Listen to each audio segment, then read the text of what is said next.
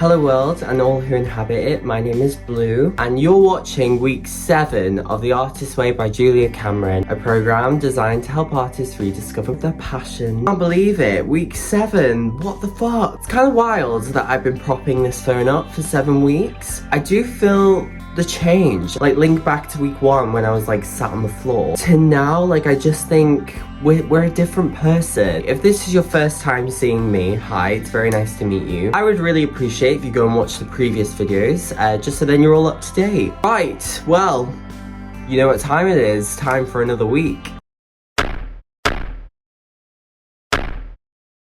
So this week, week 7, is recovering a sense of connection, and this is all about reconnecting to our creativity, not by forcing it, but by learning to listen to it.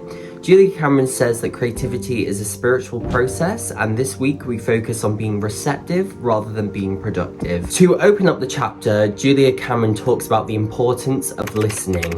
She says that the ability to listen is a skill that we can strengthen through the practices that have been guiding us throughout this course. The morning pages and the artist date. The morning pages help us to mentally declutter, and the artist date trains us to find inspiration. She also emphasizes that art isn't about thinking something up, it's about getting something down. In other words, creativity isn't forced, it's received. We're not inventing ideas, we're just catching them. She also uses this beautiful metaphor, which is dropping down the well. All the art, music, stories exist below the surface of the conscious mind, like an underground stream. Our job as artists is to tune in, listen, and allow what's already there to rise up. Creativity, it requires faith. Every single time we sit down to paint, to write, to sing, to dance, we have to trust that inspiration is going to meet us halfway there, even when sometimes it feels radio silent. Next up, everyone's favorite creative buzzkill, perfectionism. Perfectionism isn't always about having high standards or like getting it right. It's about fear. It's about the fear to move forward. It says perfectionism is a self-sabotaging loop, a cycle where we constantly have to rewrite, redo, revisit until the paper tears and the passion dies. Perfectionism is a trap because it makes us believe that if we can't do something perfectly, then we shouldn't be doing it at all. It's like Paul Gardner says, a painting is never finished. It just simply stops in interesting places. Then we move into risk, which Julia defines as being the ability to act without needing perfection. Julia points out that most artists are good at taking themselves out of risk because we set our limits as safe. We play small and then we compare our early attempts to some of the best things in the business. Creativity requires risk. We cannot expand or experiment or grow without stepping out of the safe zone. And the goal isn't to succeed at everything, it's just to stay in motion and be willing to fail and move forward in the process. She then gives us a little list of things that we should try in order for us to stop being afraid of imperfection. It details more about learning new skills, like learning a new language, trying trapeze, or like going to a pottery class, like things that you haven't done before, so then you can experience the imperfection. Then when it comes to doing your own thing, something that you find to be your strength, you're not having that fear of imperfection, you're actually learning from the process. Next, Julia Cameron tackles jealousy.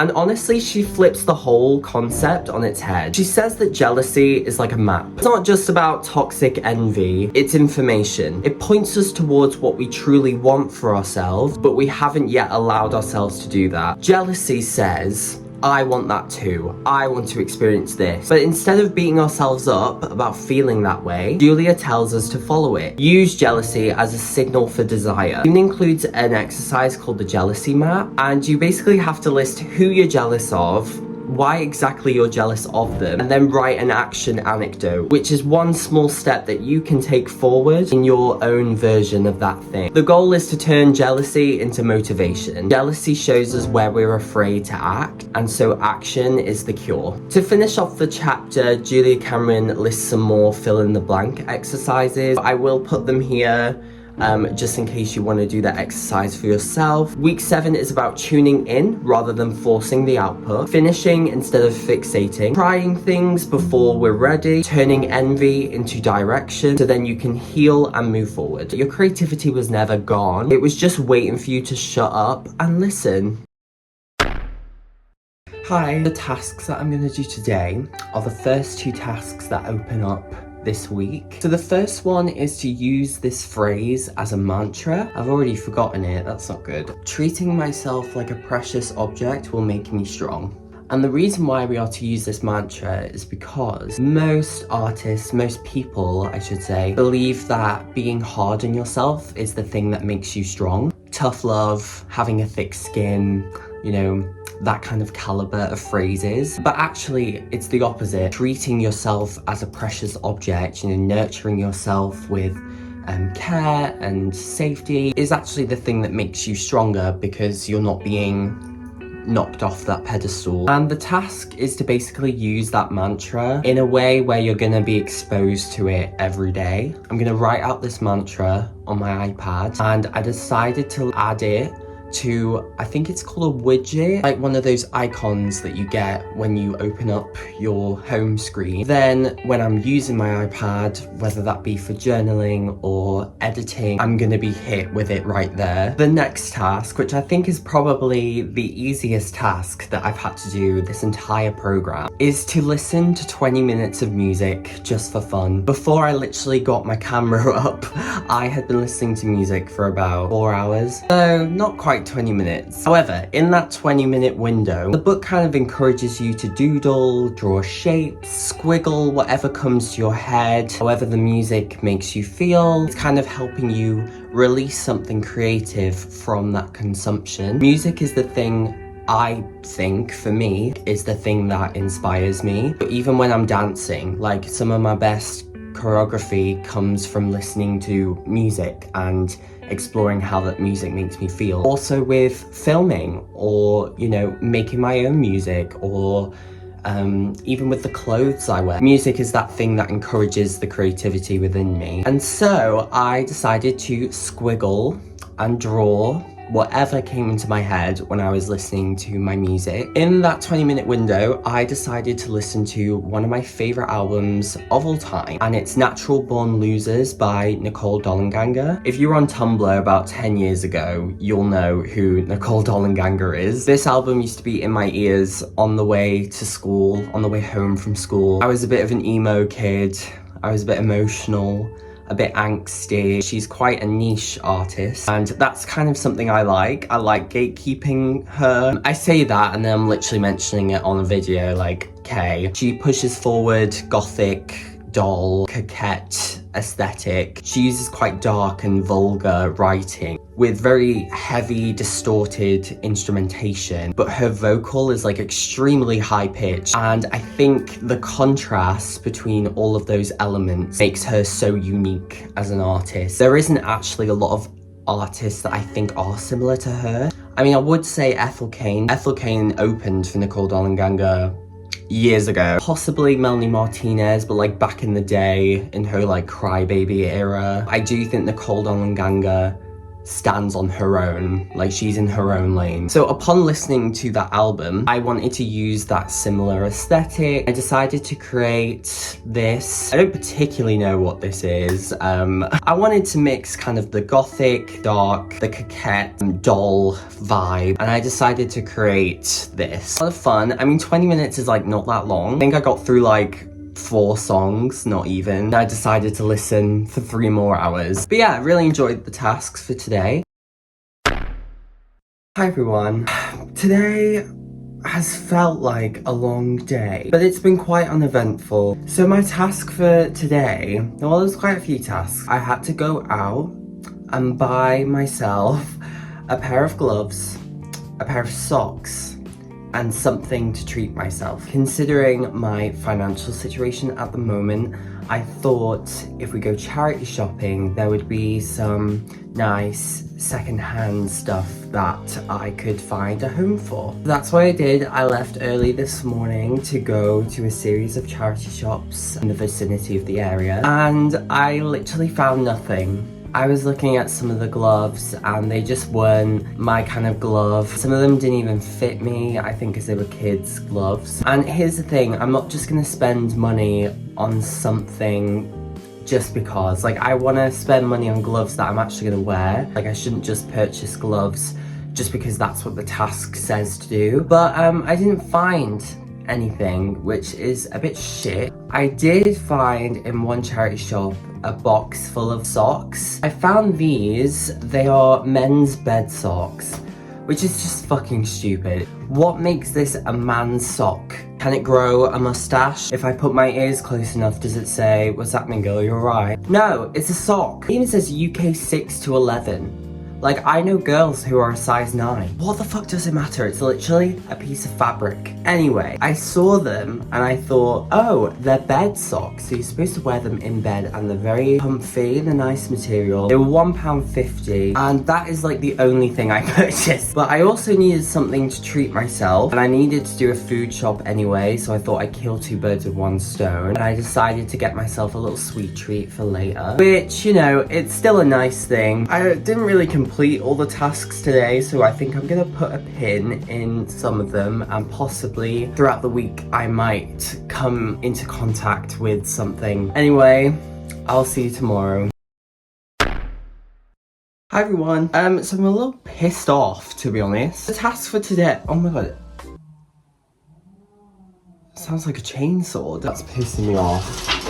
What the fuck? I'm pissed because I'm unable to do the task for today. I had to find 10 magazines. Yes, 10 magazines that I need to aimlessly rip pages out of and create a kind of collage. But when I tell you, I could not find any magazines anywhere for like an affordable price. I did have a look in the charity shops yesterday. The only thing I found was this Andy Warhol book. It's not even a magazine. Like, it's got some images of just Andy Warhol artwork, but there was nothing else. The only other books and magazines in the charity shops were just tiny words on paper. It wasn't exactly like a magazine. I thought today I'll go WH Smith, The Works, places where they'll do magazines. £11 fucking for a magazine. I also messaged people to say, you know, if you have any scrap magazines, can I have them? Nothing. No one has magazines anymore. Would you pay £11 for one magazine just for you to literally tear it up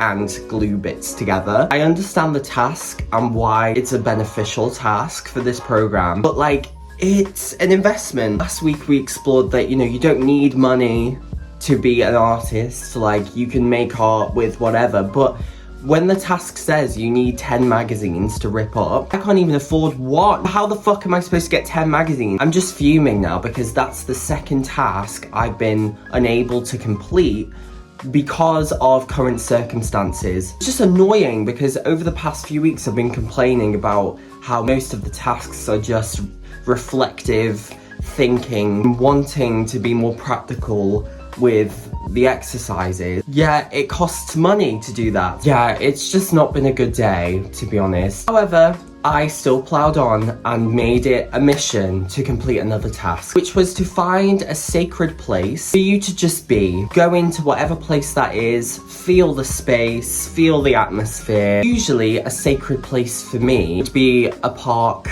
or somewhere with nature. That's something that always has resonated with me, probably because I grew up in the valleys. But I've been to every park in my area for this program. I'm not kidding, every single one. I've even like traveled out of town. And today, because I was so focused on doing the other task, I don't have time. I thought, what's the next best thing? The cafe. So that's exactly what I did. I went to a Nero nearby, got myself a pistachio iced latte, sat myself in the corner and just spin. You get what I'm saying. I mean, it was nice. Wasn't exactly peaceful, but you know, I did what I needed to do. Yeah, it's a bit of a shitter. I'm not really enjoying this week, but we move on. So I'm actually able to do the tasks today, which is good, which is to list my favourite films. Usually, if I was to sit in on my own and watch a film, it would be a horror film. Yes, I am one of those people that finds horror movies quite therapeutic. People find that quite hard to grasp. Red flag, I know. I can't just list all the horror films that I like. I'm trying my best to shift between different categories and genres. My favourite film of all time is The Wizard of Oz, starring Miss Judy Garland. It's just a very sentimental film for me. I always watch it and think about home. My favourite feeling in the world is to feel nostalgic. I think there's something so beautiful about that, and The Wizard of Oz is the ultimate film for that. Plus, it's iconic, it's a classic, everyone knows it, and it's for everyone, you know? It's for family, it's for kids, it's for the gays. Honourable mention because it's got Judy Garland in. I love Meet Me in St. Louis. That is a film that I always watch at Christmas. It's just heartwarming. However, it's been TikTokified at the moment with the trolley song. Another one of my favourite films is Jaws, specifically the first Jaws. The other three are a bit, I think, is one of the greatest films of all time. My favourite animal is a shark, so obviously I'm gonna gravitate to this film. It's scary, it puts you on edge. I also love the 1970s Americana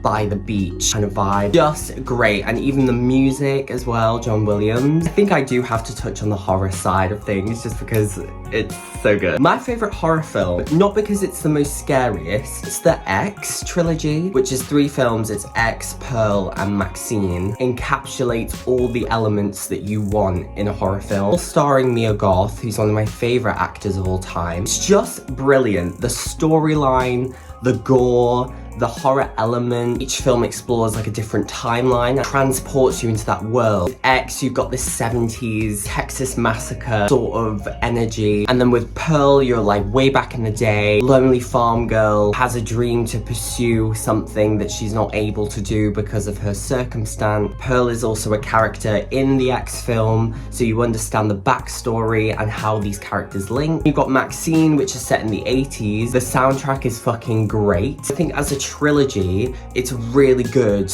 horror films. Thelma and Louise. There's just something about women and friendship, being on the road, just feels so freeing. If you're gonna watch that film, there is a major trigger warning. The Rocky Horror Picture Show.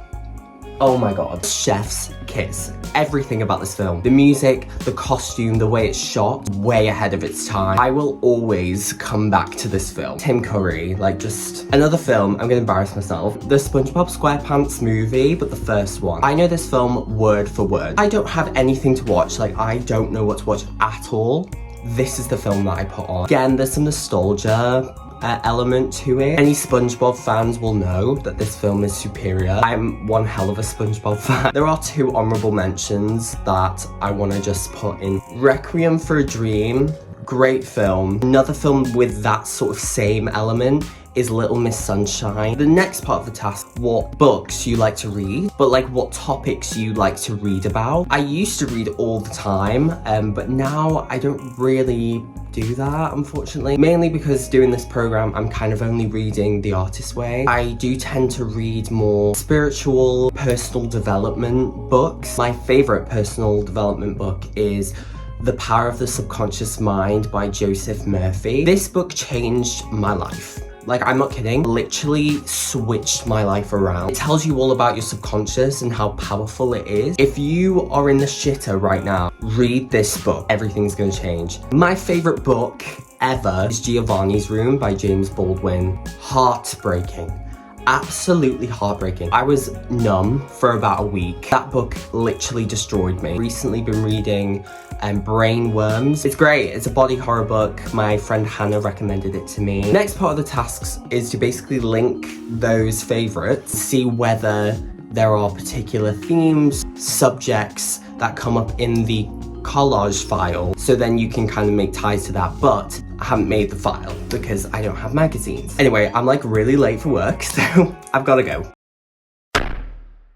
Hi everyone, it's Sunday, the end of another week. Let's do our check-in. With the morning pages, I did do them every day. Can't say that I discovered anything new. I started writing affirmations, but I did feel like after the third or fourth day it started to get a little bit forced. So I stopped doing that, and it was kind of just a relay of my day, what I was gonna do. I did vent a lot in the morning pages this week because there were a few things that were getting to me, so I felt like I could put my frustration out into the pages. But that's not what I want to use them for. You don't just want them to declutter, even though that's what they're for. I do want to use the morning pages to discover newness, to explore ideas and things further, but I don't want it to be forced, like, you know, dropping from the well. It's not about trying to pick up the idea, it's about letting the idea come to you. Today was the first time I didn't do the morning pages first thing. I woke up a bit later than expected and I was meeting my friend. I thought if I shower first, then get a cup of tea, I can do the pages then while I get ready. And that has been the only time that's happened. For my artist date this week, I literally just did it. It was puppy yoga. Love me a bit of yoga, but when there's little puppies, gorgeous. We went to this lovely little studio in London. Really nice. The staff were lovely. Got in there with loads of mats, and there we were welcomed with all these puppies. There were these really small puppies in a little pen until the session started. Someone who works at the studio bought her dogs. They were all just adorable. It's difficult because you want to do the yoga session because they put it on for you, but also when there's little dogs running around, you do just want to cuddle them. I got this session as part of like a prize that I won at one of my work's incentive challenge event things. We got to claim it this Sunday. I had to transfer mats a few times because the pugs like would just circle around the room and then come and sit on my mat, which meant that I wasn't able to do some of the yoga, which is so cute. Highly recommend puppy yoga. It's a very liberating activity. Now I have to highlight if there were any synchronicities this week, and as a matter of fact, there was. Well, I don't know if you would call it a synchronicity, but it was just something that happened that I went, oh, that's interesting. I came home from work. My housemates were watching a documentary about sweets and the marketing behind sweets, and how there is this sort of cold war between different sweet brands. A large part of the documentary was talking about Haribo and the marketing behind Haribo as a brand. And I thought that's so funny because I bought myself Haribos that day. I put my hand in the bag and this is what I found. This type of gummy does not belong in the Star Mix. It was quite clearly a manufacturing error. My housemate said, do you know people sell those on eBay? Had a look and there were some that were going for like $2 grand, $1.5 grand. I thought, why not just sell it on eBay at a £50 starting bid? If you collect oddly shaped Haribos, I'll pop the link in the description. No one's bought it, so I don't know if I would class that as a proper synchronicity, but I just thought how odd that we're watching this documentary. I buy a packet of Haribos that day. I open it and there's a manufacturing error. There's something about that I just thought, whoa, what are the chances of that happening? There were some issues this week. Unfortunately, I couldn't complete all the tasks. Oh, that reminds me. My last task for this week is to light an incense, which is really handy because I always light incense. I'm just gonna wave this about. So there were 2 or 3 tasks that I couldn't complete this week, as you would have seen. And it's a shame, you know, because I felt like the proper reason why I couldn't do those tasks is because of the money. Like I said, we explored previously that you don't need money to create good art, but if the book is telling you to do something and it requires you to spend a bit of money, you are going to be a little bit hesitant if money is not the most accessible thing for you right now. I couldn't quite see another way around it. Such a shame because I've been wanting to do more practical tasks. It's one of those, really. I think generally this week has been pretty shit just because I've not been able to do some of the tasks. I felt quite uninspired. It's grey outside. Things haven't necessarily gone to plan. I'm obviously working a lot more now as well, which isn't a bad thing, but obviously it means I won't be able to use my time efficiently for this program. I have my fingers crossed that next week we're gonna fill that void again. Okay, well, hopefully you enjoyed your week just as much as I enjoyed mine. Hopefully I will see you in the next one.